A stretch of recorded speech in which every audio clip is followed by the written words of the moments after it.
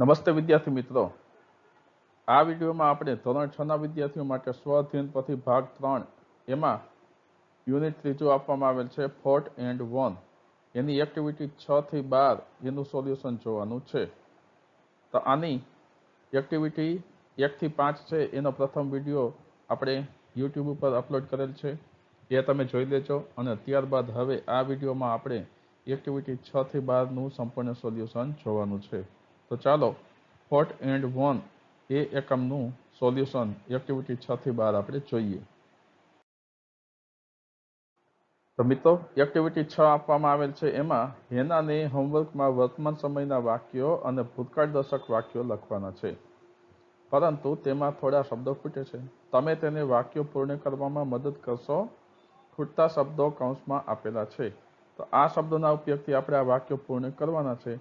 નાવમાં છે Priyank is watching TV. હવે બિફોરમાં આવશે he watched TV for 1 hour yesterday. ત્યારબાદ નાવમાં મહેક ઇઝ પ્લેઇંગ ખોખો. બિફોરમાં આવશે શી પ્લેડ કબડ્ડી યસ્ટરડે.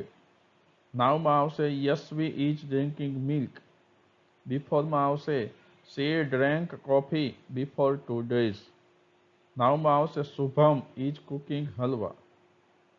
અને બિફોરમાં આવશે હી કુકડ ખીચડી યસ્ટરડે.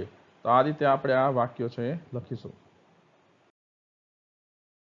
ત્યારબાદ 7મી એક્ટિવિટી છે નીચે રાજુની બર્થડે પાર્ટીનું વર્ણન છે તે વાંચીને કૌંસમાં આપેલા શબ્દોમાંથી યોગ્ય શબ્દ પસંદ કરી ખાલી જગ્યા પૂરો.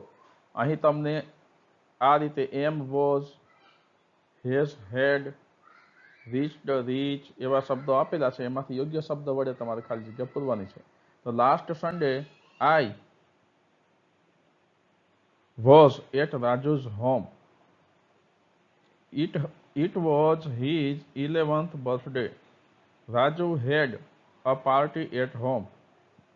Divya and Prince reached in time, but Aman and Dharav were late. Raju cut the cake. All wished him a happy birthday. We sang songs and danced. We had ice cream and snacks. Raju got some gifts. It was a nice party. તો આ રીતે આ વાક્ય તમારે paragraph ખાલી જગ્યા પૂરવાની છે. વિદ્યાર્થી મિત્રો, 8મી એક્ટિવિટી છે નીચે આપેલા સ્પોર્ટ ડે ઉજવણીના રિપોર્ટમાં કૌંસમાં આપેલા શબ્દની મદદથી વાક્ય બનાવીને લખો. તો આપણે શબ્દો આપેલા છે એની મદદથી વાક્યો બનાવવાના છે. Last Saturday there was a sport day celebration in our school. I took part in volleyball competition.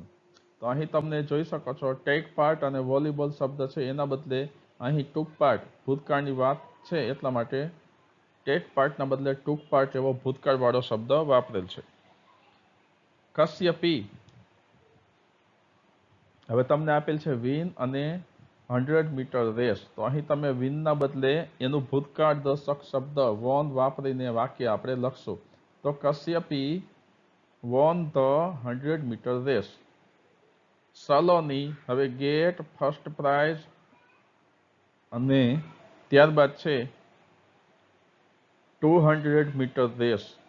તો આને આપણે ગેટના બદલે ગોટ લખશું અને વાક્ય બનશે Saloni got the first prize in 200 metre race.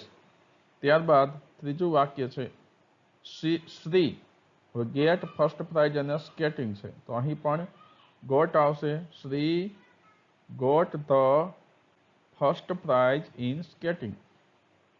ત્યારબાદ ધ પ્રિન્સિપલ ગીવ અને પ્રાઇઝીસ છે. તો ગીવનું ભૂતકાળ બનશે ગેવ અને વાક્ય બનશે આ રીતે ધ પ્રિન્સિપલ ગેવ પ્રાઇઝીસ.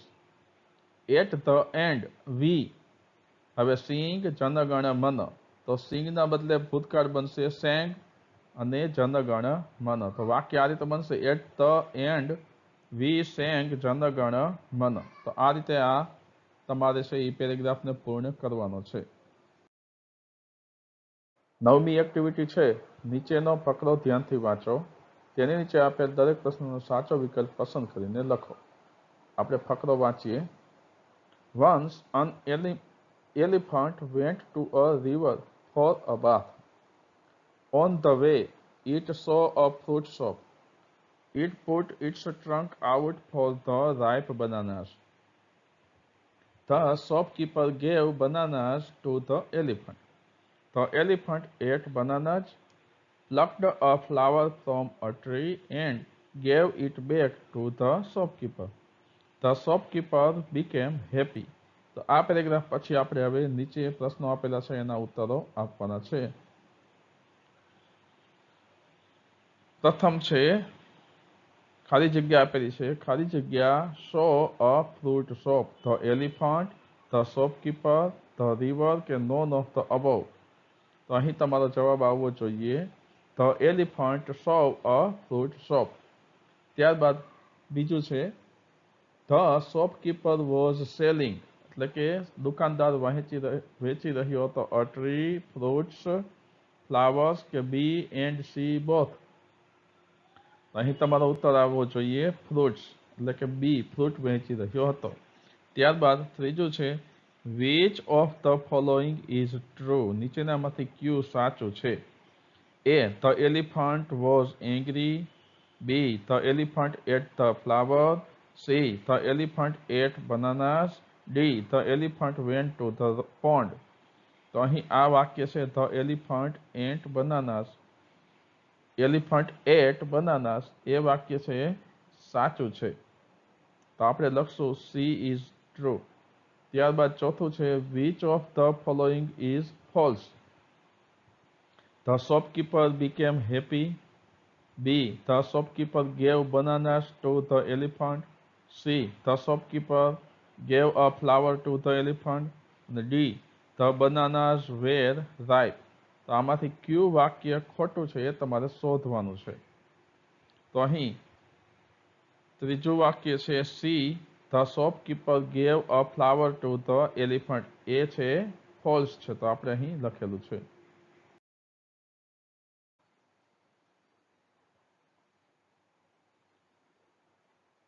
ત્યારબાદ 10મી એક્ટિવિટી છે તમે ગયા અઠવાડિયે મેળામાં ગયા હતા, ત્યાં તમે શું જોયું, શું કર્યું તે કૌંસમાં આપેલા શબ્દોની મદદથી લખો.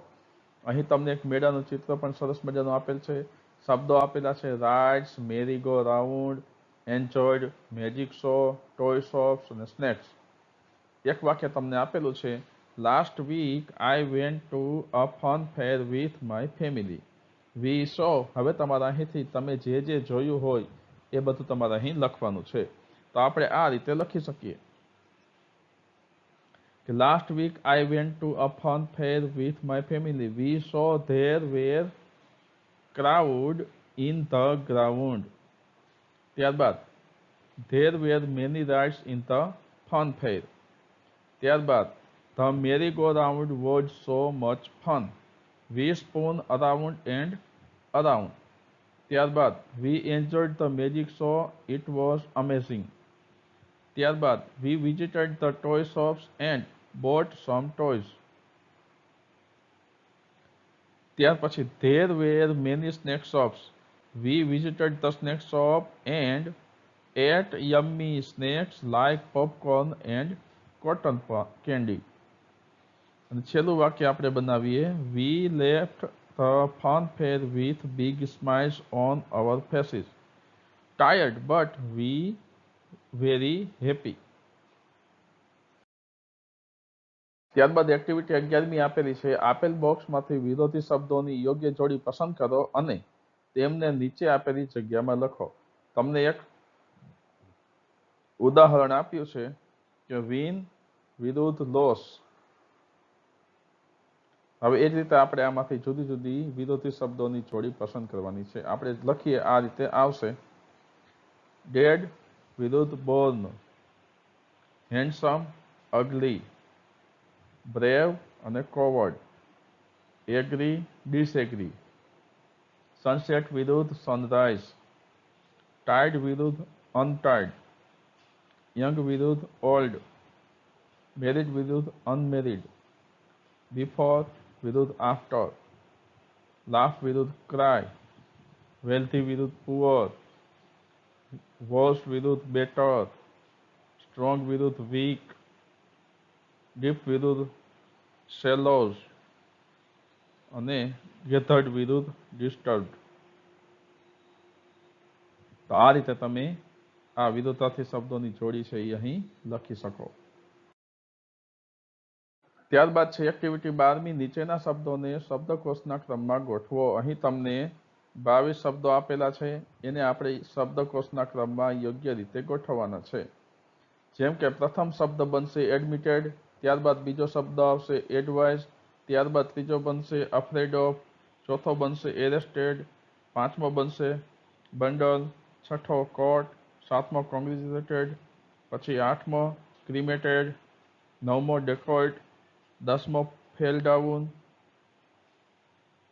ફોલ ડાઉન, ત્યાર પછી 11મો હોર્સબેક, પછી 12મો ઈલ, 13મો લૂડ, 14મું માઉન્ટેન, 15મું ઓર્નામેન્ટ, 16મો રાઇડ, 17મો રોબર, 18મો સેન્ટ, 19મો ટ્રીઝ, 20મો ટ્રેપ, 21મો વાયર અને 22મો વરી. તો આ રીતે આ શબ્દો છે એ કક્કાવારીને એટલે કે શબ્દકોશના ક્રમમાં અહીં આપણે ગોઠવેલા છે.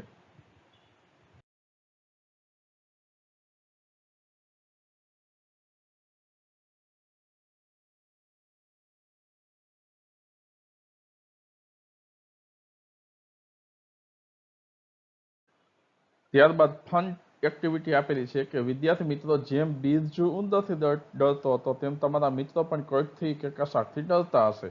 તમારા 5 મિત્રોના નામ અને તેઓ જેનાથી ડરતા હોય તે અહીં લખો. જેમ કે Birju afraid of a mouse, તો એ જ રીતે તમારે અહીં મિત્રોના નામ લખવાના છે અને એ જેનાથી ડરતા હોય તે અહીં લખવાનું છે.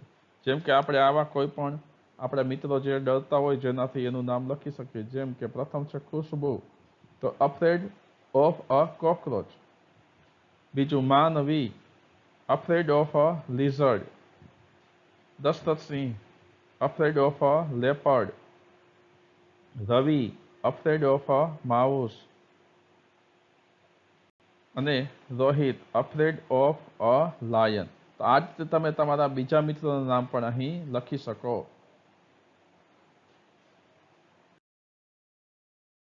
તો વિદ્યાર્થી મિત્રો, આ સાથે જ આપણે આ જે એક્ટિવિટી 6 થી 12 જોઈ એ અહીં આપણે પૂર્ણ કરીએ છીએ. સ્વ અધ્યયન પોથી ભાગ 3 ધોરણ 6 ના વિદ્યાર્થીઓ માટે યુનિટ 3 આપવામાં આવેલ છે. એમાં આપણે 6 થી 12 એક્ટિવિટી જોઈ.